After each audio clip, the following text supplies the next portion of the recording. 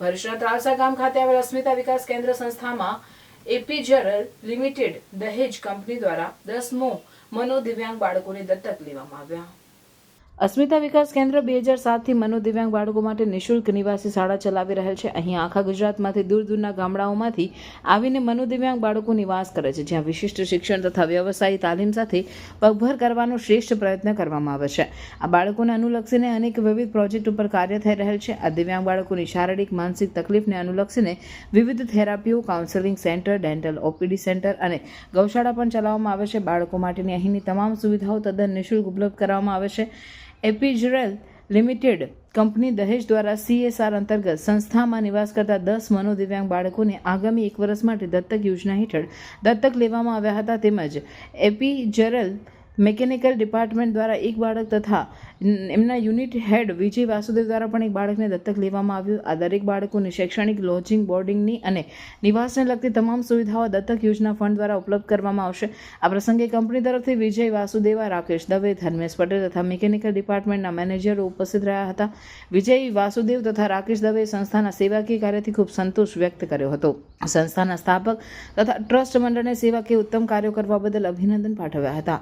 તેઓએ સંસ્થાના ટ્રસ્ટી મંડળને ડોનેશન ચેક અર્પણ કર્યો હતો। સંસ્થાના મનોદિવ્યાંગ બાળકોએ ઉત્કૃષ્ટ પ્રદર્શન રજૂ કરતી સાંસ્કૃતિક કૃતિઓ રજૂ કરી હતી। સંસ્થાના પ્રમુખ મગનભાઈ હનિયાએ આભાર વ્યક્ત કરતા જણાવ્યું હતું કે જ્યારે કંપનીઓ દ્વારા CSR અંતર્ગત કે સમાજમાંથી વિવિધ દાતાઓ દ્વારા આર્થિક સહયોગ કરવામાં આવે છે, ત્યારે આવી સામાજિક સંસ્થાઓ દ્વારા સેવાકીય કાર્ય કરવાનું વધુ સરળ બનતું હોય છે અને વધારે ને વધારે શ્રેષ્ઠ સેવાઓ પૂરી પાડી શકાય તેવો સંસ્થા દ્વારા પ્રયત્ન કરવામાં આવતો હોય છે। સંસ્થા તરફથી આભાર વ્યક્ત કરવામાં આવ્યો હતો। देखो मौसम की बूंदें पत्तों की गोद में आसमां से कूदे अंगड़ाई फिर करवट बदल कर नाजुक से मोती हंसने फिसल कर खो न जाए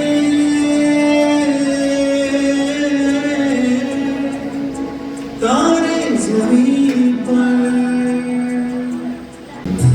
उतरे जो आंगन को सुनहरा सा कर मन के अंधेरों को रोशन सा कर दे ठिठुरती हथेली की रंगत बदल खो न जाएंगे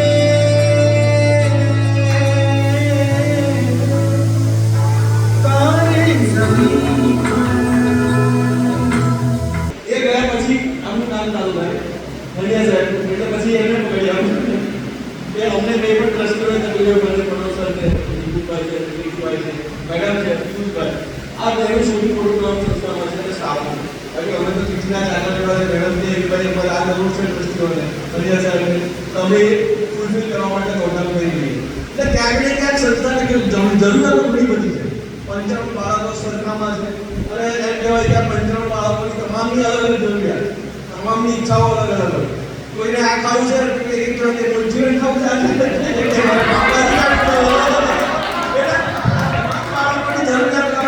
એ લોકોના હાવભાવ અને એ લોકોના બિહેવિયર પરંતુ એ બધું સંસ્થા કેવી કરે છે। દિશામાં છે અમારા પ્રેસિડેન્ટ ખૂબ જ સરસ રીતે આખો સ્ટાફ પણ કામ કરે છે।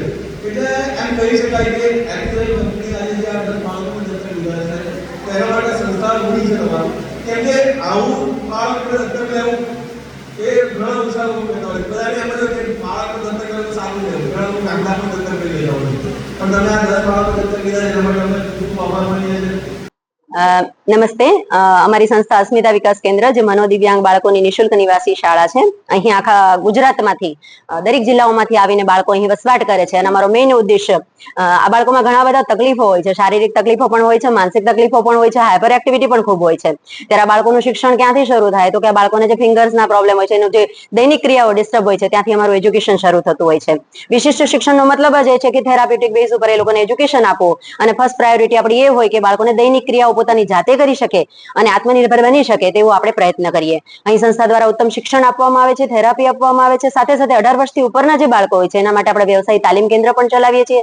ઓલરેડી 4 બાળકોને આપણે અહીંયા સ્ટાઇપેન્ડ રૂપે દર મહિને સેલરી પણ આપીએ છીએ.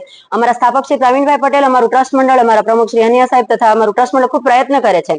આ એક ટીમ વર્ક છે. જ્યારે સંસ્થાના વિવિધ કંપનીઓ CSR અંતર્ગત જોડાય ત્યારે શ્રેષ્ઠ કાર્ય થઈ શકતું હોય છે. આજે એપિગ્રેલ કંપની જે દહેજની અંદર સ્થિત છે તે ઘણા વર્ષોથી અમારી સાથે જોડાયેલી છે. ઘણા બધા પ્રોજેક્ટમાં અમને હંમેશા સહાયરૂપ પણ રહી છે. પણ આજે એક ઇનોવેટિવ કાર્ય એ લોકો દ્વારા શરૂ કરવામાં આવ્યું છે. ખાસ કરીને યુનિટ હેડ વાસુદેવ સર અને રાકેશ દવે સરનો તથા તેમની ટીમનો સંસ્થા તરફથી ધન્યવાદ વ્યક્ત કરીશ કે તે લોકોએ 10 બાળકોને એડોપ્શન યોજના અંતર્ગત લીધા છે. દત્તક યોજના મતલબ એવો કે આખા વર્ષનો બાળકોનો જે કંઈ શિક્ષણનો, થેરાપ્યુટિક બેઝનો કે નિવાસી શાળાનો લોજિંગ બોર્ડિંગ તમામ ખર્ચ એ એપિગ્રેલ કંપની દ્વારા આપવામાં આવશે. તો હું સંસ્થા તરફથી તે લોકોનો ખૂબ ખૂબ ધન્યવાદ વ્યક્ત કરું છું. ખાસ કરીને એમના 4 એમ્પ્લોઈઝે પણ એક બાળકને દત્તક લીધું છે. સાથે યુનાઇટેડ વાસુદેવ સરે પણ વ્યક્તિગત રીતે એક બાળક દત્તક લીધું છે. તો એક પ્રેરણાત્મક કાર્ય એ લોકો દ્વારા કરવામાં આવ્યું છે. આપણે સૌમાંથી પ્રેરણા લઈએ અને એક જે સંસ્થા શુભ શરૂઆત કરી છે કે શ્રેષ્ઠ કાર્ય કરવાનો પ્રયત્ન કરી રહી છે, તો આ બધામાંથી પ્રેરણા પણ લઈએ. જ્યાં તન મન ધનથી જ્યાં પણ આપણાથી હેલ્પ થઈ શકે તે હેલ્પ કરવાનો પ્રયત્ન કરીએ. ધન્યવાદ. Thank you. આજે અસ્મિતા વિકાસ કેન્દ્રની ઇપિગ્રાલ કંપની તરફથી અમે બધાએ મુલાકાત લીધી અને ઇપિગ્રાલ કંપનીના ચેરમેન અને મેનેજિંગ ડિરેક્ટર શ્રી મૌલિકભાઈ પટેલના એક શુભ આશયથી આ એક પ્રવૃત્તિમાં ભાગ લેવા માટે થઈને, પ્રવૃત્તિને સપોર્ટ કરવા માટે થઈને કંપનીએ 10 બાળકોને દત્તક લીધા છે આજે. અને આ જે મૌલિકભાઈએ જે વિચાર આપ્યો અને અમે જે એક કામ કર્યું ઇપિગ્રાલ કંપનીએ, તો એની સાથે સાથે કંપનીના વ્યક્તિગત પણ એક અમારું મિકેનિકલ ડિપાર્ટમેન્ટ છે કંપનીનું, એના મિકેનિકલ ડિપાર્ટમેન્ટના બધા એમ્પ્લોયીએ ભેગા થઈને પણ એક બાળકને દત્તક લીધું.